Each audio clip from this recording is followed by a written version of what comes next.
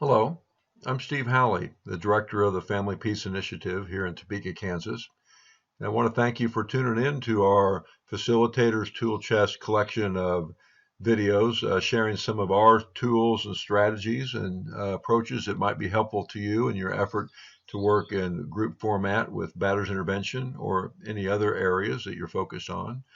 Uh, when we made this particular video on variations on the control log, we failed to mention that the control log is copywritten by the Domestic Abuse Intervention Project out of Duluth, Minnesota. We're very appreciative of their permission to modify this tool slightly to fit our own needs. And we love to give credit where credit is due because this tool has been a long-standing value for battery intervention programming for uh, several decades. I hope you enjoy the video, and thanks again for tuning in.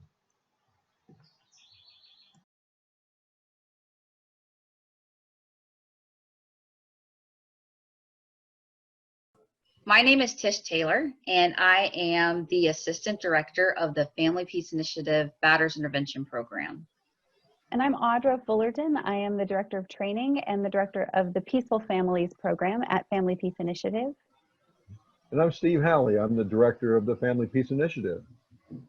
And we'd like to talk with you today about control logs. Control logs are a great tool that have been around in batters intervention programs for a really long time. And they're a great opportunity to be able to discuss violence that is happening inside of the relationships with their intimate partners, whether that's violence that has taken place, in the past, or that's violence that is currently happening inside of those relationships right now. And so really there's a couple of ways that these control logs can be used. And what we'd like to do is we'd like to share with you a few of those ways that we use them inside of our group, and a little bit about how we think about control logs. And so what I'd like to do is I'd like to just start with showing you a little bit about how we use them when working specifically with an individual. And so say you have a person that comes into group and that individual is talking about how things maybe they didn't go well with their partner that weekend, that their partner and them, they were fighting, and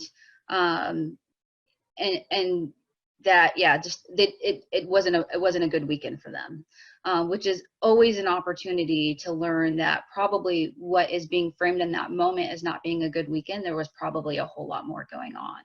And so in that situation, we might ask that particular individual, can you just talk a little bit about what happened in that situation? And when you talk about what happened, can you talk about in that argument with your partner, what specifically did you do?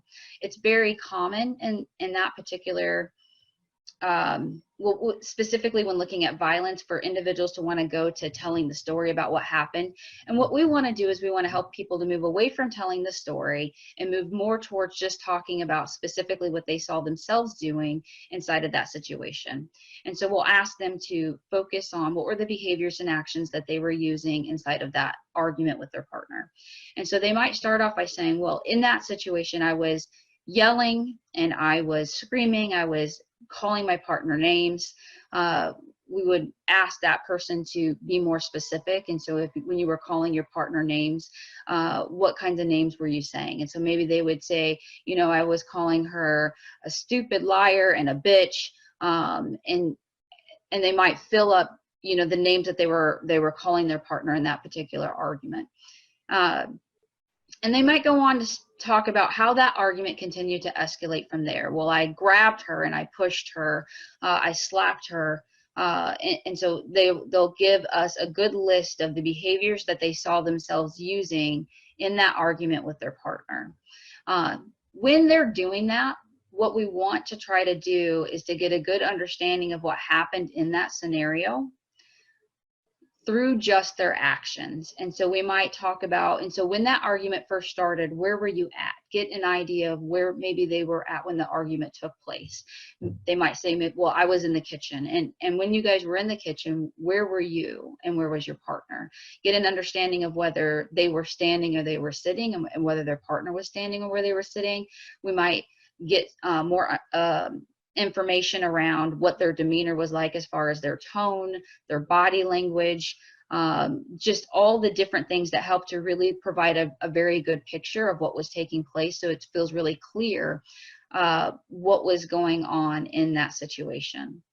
From there, what we want to do is we want to move on to intentions and take a look at when they used each one of those behaviors, what was their intention behind that behavior and what were they trying to achieve? And so being very specific, starting right at the beginning. And so when you yelled at your partner, what were you trying to achieve? And they might say, well, I was trying to be heard. I wanted her to listen to me. Right. And I think about intentions very much so as being kind of like an onion. They're layered. And so inside of that, while it might be true that they were trying to be heard, might ask them a little bit further into that about when you yelled, what was it about the yelling specifically that helped you to be heard? And so how was that behavior working for you in that moment? Well, it was scaring the shit out of her. It made her shut up and not want to talk anymore. And so helping them to really be able to identify the behavior and how in its efforts to be able to intimidate and scare their partner. And so we'll go back and we'll do that for each one of those actions and get an understanding behind what was the intention and the thing that they were trying to achieve by using that specific action. From there, what we want to do is we want to move directly into the beliefs. And in this particular, when we're looking at the beliefs specifically, what we want to be able to do is get the beliefs that they were holding about themselves, the beliefs that they were holding about their partner, and the beliefs that they were holding about the situation that allowed them to rationalize and justify the actions that they were using at the time. And so in that situation, you know, what was giving you the right to be able to yell at your partner? Well, what I believed at the time was, well, you know, because I wasn't being heard or I wasn't being listened to, right? And so that's absolutely part of the beliefs that are going on. But if you're not being heard, what would give you the right to be able to yell at your partner or to scare the shit out of your partner? And so what would give you the right to be why is it important that you need to be listened to? Well, I'm the man, right? Or they might start looking at, you know, in that situation, what were your beliefs about her? Well, she was cheating. She was wrong, right? And so in that situation, what would that say about you? Well, that I was right. And so taking a look at what were the beliefs that they were holding around all the different things that were going on. From there, we'll build up all the beliefs that get a good picture of all the beliefs that they were holding at the time when that situation was taking place. But one of the other things that we've done as a part of modifying the control log a little bit in our program is we've added an affective component. And so here we want to take a look at the role that feelings have played, that emotions have played, and how they're also connected to the situation and the things that are going on. And so here we take a look at, in that situation, what would it have appeared to your partner that you were feeling at the time? What feelings were you showing in that particular situation? And in that situation, they might say, well, that I was pissed off, or I was mad, or I was angry. And what we want to do is, while those are the feelings that they're showing in that particular situation, is we want to get an understanding of what were the feelings that weren't being seen. So what were the feelings that they were hiding in that particular scenario that they didn't want their partner to see? And so if you were thinking, if part of what you were going on, if part of what you were believing at the time is that she was cheating on you, what else were you feeling? Behind the mad, behind the angry, behind being pissed off? Well, I was sad. I was sad that I was losing my relationship. And so inside of that, now we have another belief. And if you think that you might be losing your relationship, what else might you be feeling? Well, I was afraid. Afraid that I was going to lose everything. I'm going to lose my partner. I'm going to lose my kids. I'm going to lose the house. I'm going to end up with nothing. And so here we have even more beliefs coming to the surface about how they were thinking about the situation at the time. And so in that, now we've got a more clear picture of the behaviors and the intentions and the beliefs, but also the feelings that were absolutely a part of the situation, helping to drive the behavior that they were using. But this is only one way to open up a conversation and start to really talk about the things that were going on. And there are other ways to be able to use this particular tool in the room. And so Audra will share with you a little bit about another way that this tool can be used. Thanks, Tish. Yeah, as Tish mentioned, this is a great way to walk through and help someone look at an incident where they showed up in a way that might have been violent, abusive, or in a way that they're just not happy with. But as a group, there's sometimes doing a control log with one individual person, sometimes we feel like we lose the room if folks aren't staying engaged. And so one way to use it differently is to do a group control log. And for a group control log, we might choose a topic. So the topic might be emotional abuse. And if that's what we're talking about that day, we'll say, what one situation, and let's everyone bring a situation to your mind, one situation in which we were emotionally abusive. And don't tell the story of that, just bring it to your mind and be as specific as possible. And then I invite everyone in the room to pull out their workbook, in which there are a whole bunch of blank control logs, and just begin making your list in the action section. What did you do? And since we're not sharing it, the whole thing together, we're even less likely to tell the whole story. We want to just really encourage folks to focus on their actions and just make a list. So after they've gotten a few minutes to write their list, I'll just go around the circle and say, just list 2 things from your list, and I'll capture them on the board or on the screen share. And so everyone will list 2 things that they did in this emotionally abusive situation. And oftentimes, as folks go around the circle, you'll see other folks say, oh yeah, me too. Oh yeah, yep, I was doing that. Oh, yep. And so by sharing, everyone's lists get bigger and get longer. And we'll move on to the intentions. Great. You know, if I've written them on the board, then oftentimes I'll pay attention to the order. So we'll go around in the same order and say, great, these were the 2 things you listed before. What were your intentions behind each one of those? What were you trying to accomplish? And let's capture that. And the same thing will happen. Oh yeah, me too. Oh yeah. Oh yeah, me too. And so folks at this point are doing their own work, but they're feeding off of the work of each other. They're still connecting with each other and sharing and exploring a situation. And so we want to get these lists as complete as possible, especially since we're only capturing 2 things from everyone on the board. We want to make sure the lists that they're doing in their books are really big and full. And so checking in with individuals along the way is good to do. But this is also a great way for folks who might be new to the group, if it's an open group, or folks who are just a little more introverted and might be a little less likely to share in group. This is a great way for them to do the work right along with everyone else. And then if folks are resistant, if folks are still in this space of like, oh, I'm not abusive, I don't know why I'm in this group, they start to stick out like a sore thumb, right? We're all exploring our own stuff. And so, you know, just join in. Can you think of any time that was true for you? Great. And then we just capture that and move on. And so it's a great way to just keep the whole room engaged and get everyone really exploring a specific incident, and a great springboard for some pretty amazing conversation. But we'll take it all the way through, including what Steve's going to talk about.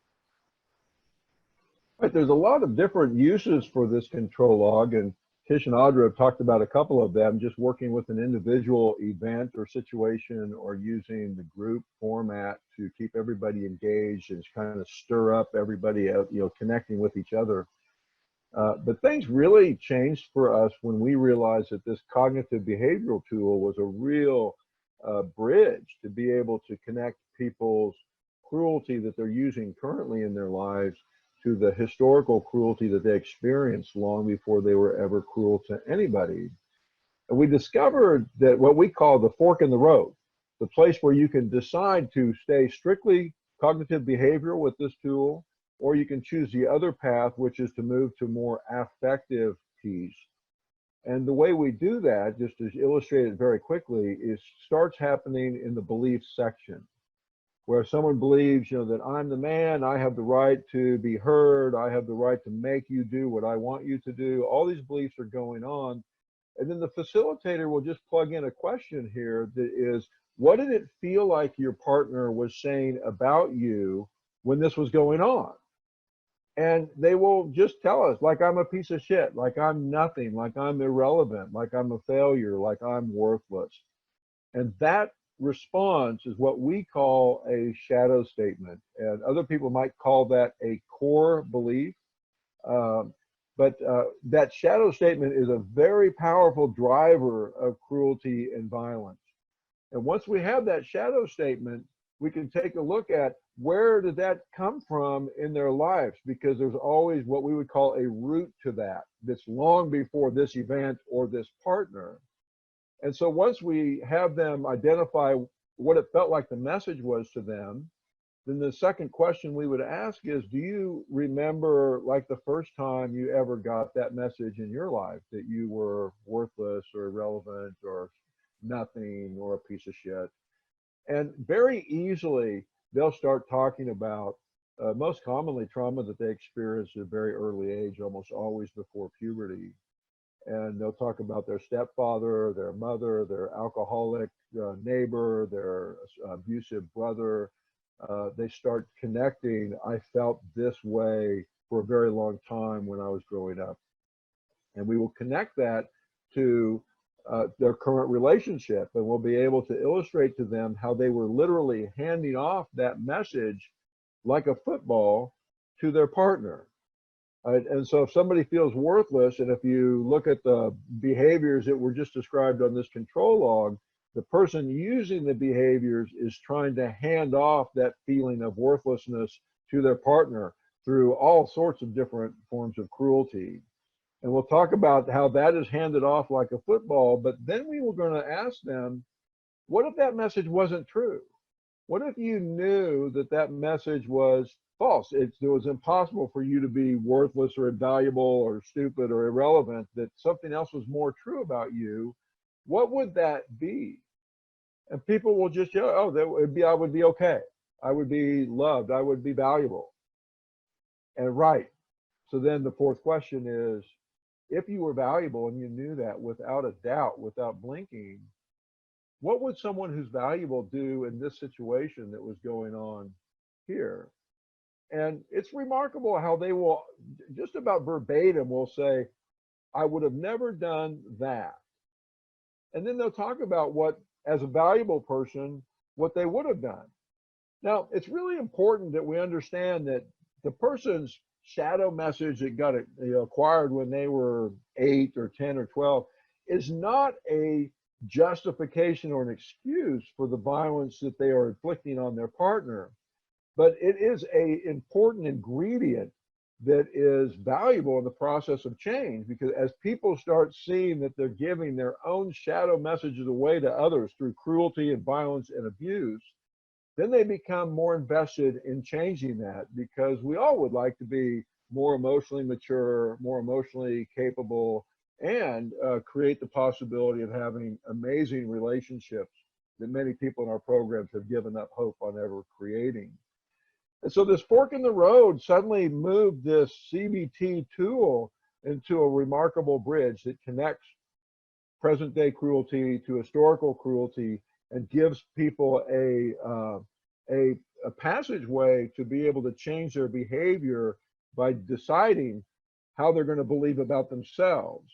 And if I'm believing that I have value, how does somebody who has value treat the people around them? And so we like the fork in the road, and we're happy that we got a chance to share that with you. Thank you guys for listening to us.